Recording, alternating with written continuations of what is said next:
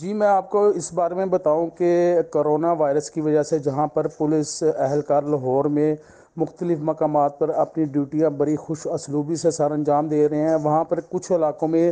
شہری جو ہے گھروں میں بیٹھنے کی بجائے اپنی چھتوں پر جا کر پتنگ بازی کرنے میں مشغول ہے۔ پولیس اہلکار جو ہے جو مختلف تھانوں کی حدود میں انہوں نے پتنگ بازی پہ مقدمات بھی درج کیے اور ایسے لوگوں کو بھی پکڑا جو اس موقع پر بھی جو پتنگ سازی کر رہے ہیں اور مختلف لوگوں کو پتنگیں اور ڈوریں فروخت کر رہے ہیں۔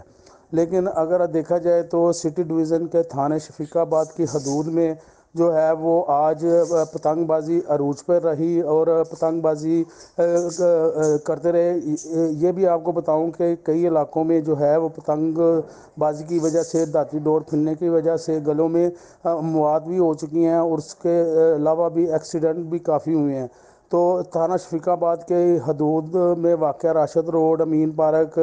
کھوکھر ٹون کے مختلف جو گھروں سے پتنگ بازی ہوتی رہی، پتنگیں اڑتی رہیں اور ایک دوسرے سے جو ہیں وہ آوازیں بھی کستے رہے۔ پولیس اہلکار جو ہیں وہ اس طرف سے تھوڑے سے ان کی توجہ شفیق آباد تھانے کے جو ایس ایچ او نئے تعینات ہونے والے ایس ایچ او اور ان کے جو